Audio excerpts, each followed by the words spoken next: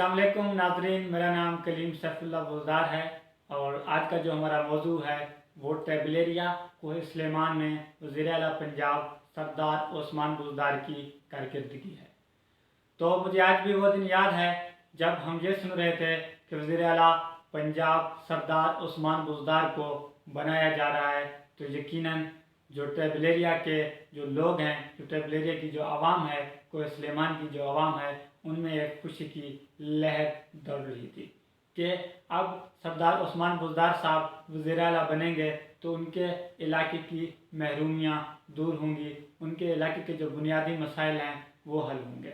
तो नाज़रीन, इसको मज़ीद डिस्कस करने से पहले मैं इसका आगाज़ एक कहावत से करता हूँ कि भूखे से किसी ने पूछा कि 2 और 2 कितने होते हैं, तो उसने जवाब दिया कि 4 रोटियाँ होती हैं। तो बुज़दार साहब की जो परफॉर्मेंस है, बुज़दार साहब की जो कारकर्दगी है, इसके हवाले से काफ़ी लोग काफ़ी बातें करते हैं। कुछ लोग कहते हैं कि उनकी परफॉर्मेंस ठीक नहीं है, कुछ लोग तो उनकी परफॉर्मेंस से बहुत ज़्यादा खुश नज़र आते हैं। लेकिन जो हकीकत है आज हम आपके सामने रखेंगे कि बुज़दार साहब की जो असल में कारकर्दगी है वो है क्या।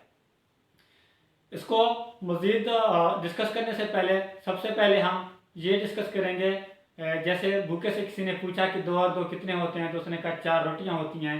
तो सेम इसी तरह सबसे पहले हम इस चीज़ पर रोशनी डालेंगे कि जो ट्रेबलेरिया कोह सुलेमान है वहाँ के बुनियादी मसाइल क्या हैं और बुज़दार साहब ने अब तक वहाँ क्या किया।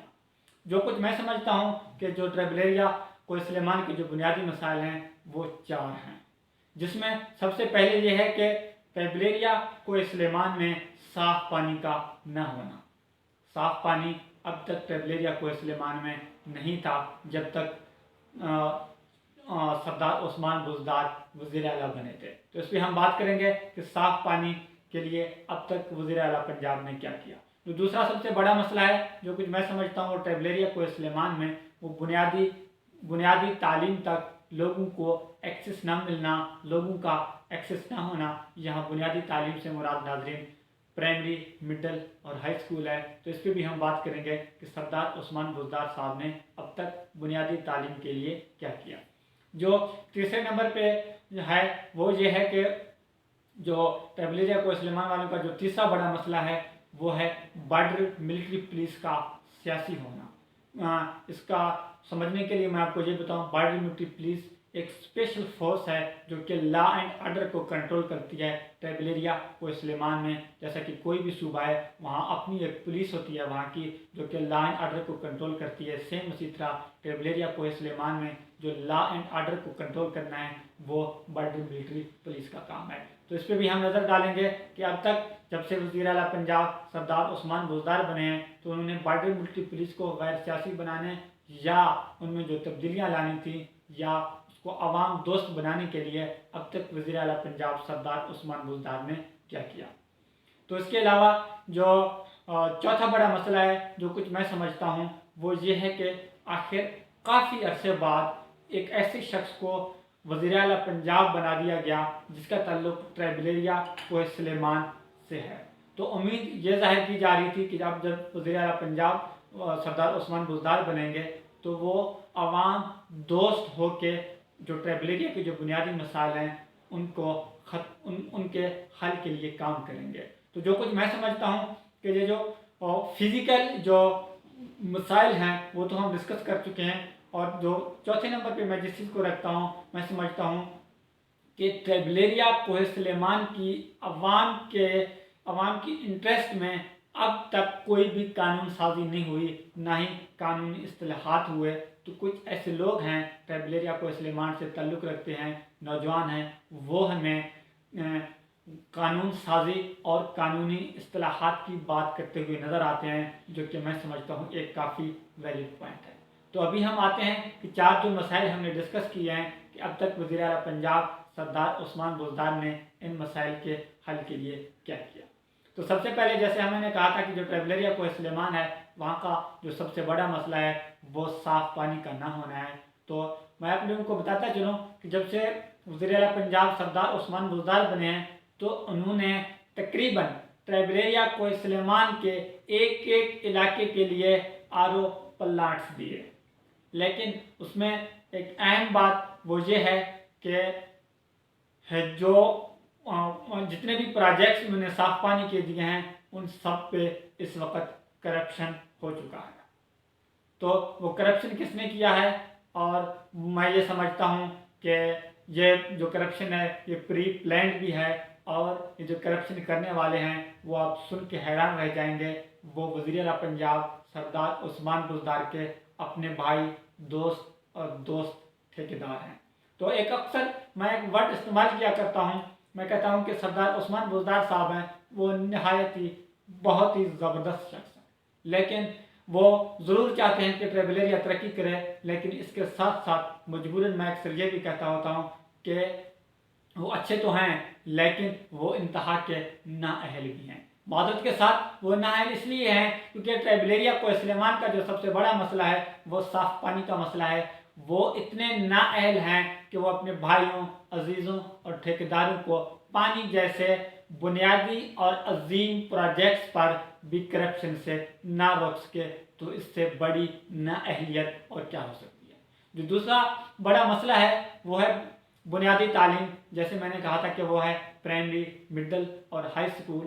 تو لوگوں کو ایکسیس نہیں ہے، گھر کافی دور دور ہیں، لیکن اب تک جو سردار عثمان بزدار صاحب ہیں وہ ہمیں بنیادی تعلیم کے لیے کچھ بھی کرتے ہوئے دکھائی نہیں دیتے. اور یقیناً کیونکہ جتنے بھی سردار یا نواب ہوتے ہیں ان کا تعلق کسی بھی ٹرائبل ایریا سے ہو یا بلوچستان سے ہو، انفارچونیٹلی ہمیں یہ کہنا پڑتا ہے وہ تعلیم دوست نہیں ہوتے. وہ کبھی بھی نہیں چاہتے کہ عوام جو ہے نا تعلیم حاصل کریں یا ان کو بنیادی تعلیم دی جائے. تو سیم اسی طرح میں یہ کہتے ہوئے اس میں بالکل دو رائے نہیں ہے، سردار عثمان بزدار بھی یقیناً نہیں چاہتے کہ لوگوں کو بنیادی تعلیم تک ایکسیس دی جائے. لیکن سننے میں یہ آ رہا ہے کہ یونیورسٹیز کے نام پر عوام کو وہ ضرور پاگل بنائیں گے لیکن بنیادی تعلیم کے لیے کچھ نہیں کریں گے. اور جو تیسرا بڑا مسئلہ ہے وہ ہم نے بات کی ہے کہ بارڈر ملٹری پولیس جو کہ لا اینڈ آرڈر کو کنٹرول کرتی ہے ٹرائبل ایریا کوہ سلیمان میں، وہ فرسٹ ڈے سے اب تک سیاسی رہی ہے. سیاسی اس لیے رہی ہے کہ وہ عوام کے لیے نہیں، وہ عوام دوست پولیس نہیں ہے، وہ سردار یا سیاستدان دوست پولیس ہے. کہنے کا مطلب یہ ہے کہ بارڈر ملٹری پولیس وہی کرتی ہے جو سردار یا سیاستدان جو ان کو کہتے ہیں، یا ان کے کہنے پر وہ سردار یا سیاستدان انہیں جو بھی انسٹرکشن دیتے ہیں جو بارڈر ملٹری پولیس ان کا حکم مانتی ہے. وہ جو لا اینڈ آرڈر جو ہے وہ اس کو اس لیے جو ہے نا کنٹرول کرنے میں ناکام ہے. تو اس وقت اگر ہم دیکھیں تو آپ ٹرائبل ایریا کی جو عوام ہے ان سے آپ بارڈر ملٹری پولیس کے بارے میں بات کریں تو وہ کافی مایوس دکھائی دیتے ہیں.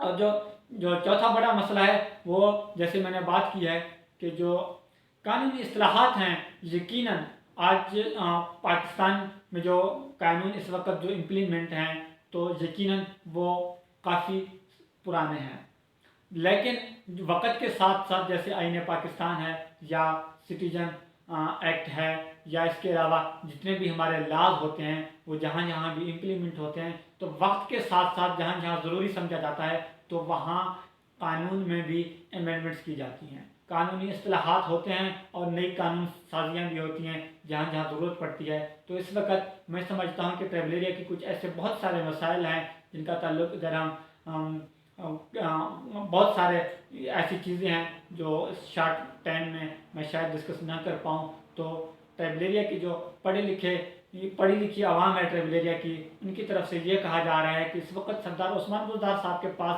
ایک گولڈن چانس ہے کہ وہ عوام کی انٹرسٹ میں پبلک کے لیے جو ہے نا قانونی اصلاحات کریں اور نئی قانون سازی بھی کریں. تو اس وقت جو ہم نے 4 مسائل ڈسکس کیے ہیں، صاف پانی کا نہ ہونا اور بنیادی تعلیم کا نہ ہونا اور اس کے علاوہ بارڈر ملٹری پولیس کا سیاسی ہونا جس کو غیر سیاسی نہیں بنایا گیا، تو امید تو یہ ظاہر کی جا رہی تھی کہ جیسے سردار عثمان بزدار وزیر اعلیٰ بنیں گے تو بارڈر ملٹری پولیس کو وہ غیر سیاسی اور مثالی پولیس بنائیں گے. لیکن اب تک اس کو غیر سیاسی اور مثالی بنانے کے لیے سردار عثمان بزدار نے کچھ بھی نہیں کیا.